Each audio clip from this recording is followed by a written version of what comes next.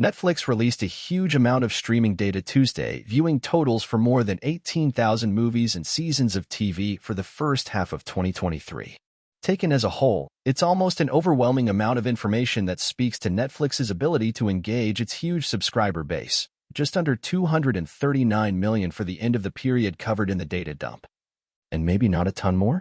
The stats presented are for total hours viewed, which is how Netflix measures engagement across its portfolio, but it's also not the metric the streamer uses to order its weekly top 10 lists.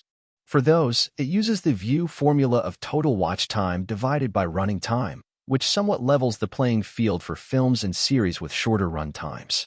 And there are, of course, economic factors and other metrics that influence decision-making that the company will continue to keep in-house.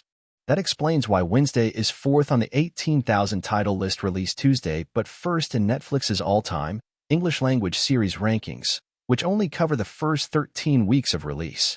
Season 4 of Stranger Things had more viewing time over that span, but since Wednesday's total runtime was more than 6 hours shorter, it ranks first in views. After poring over the giant spreadsheet, here are some things that stand out. A very diverse top 25. Dr. Anna Cristina Ramon, director of UCLA's Entertainment and Media Research Initiative, which puts out a Hollywood diversity report each year, noted that 6 of the top 25 titles on the list. Wednesday, La Reina del Sur Season 3, Fubar, Manifest Season 4, The Mother and Fake Profile / Perfil Falso have Ladings lead or co-lead actors. 9 other entries in the top 25. Ginny and Georgia is there twice, for each of its 2 seasons, also feature people of color in lead or co-lead roles. That means 60% of the 25 biggest titles on the streamer from January to June star people from the global majority. Additionally, 6 of the top 25, La Reina del Sur, Fake Profile, and Korean series The Glory, Physical, 100, Crash Course in Romance, and Dr. Cha, are in languages other than English, though dubbed versions also exist.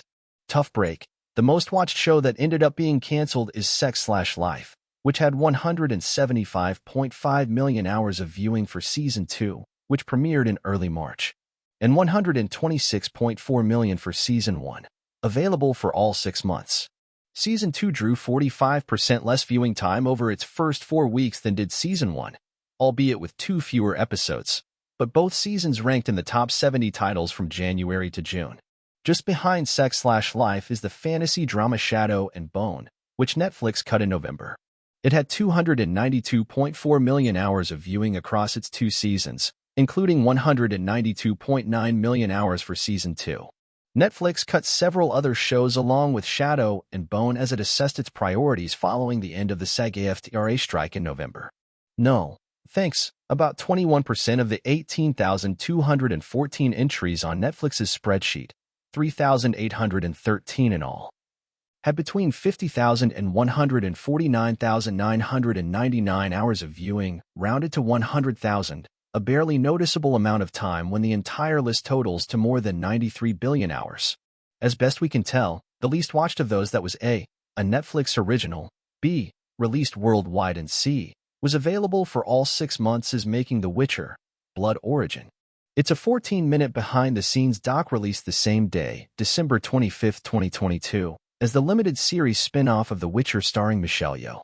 Blood Origin itself had 65.3 million hours of viewing from January to June.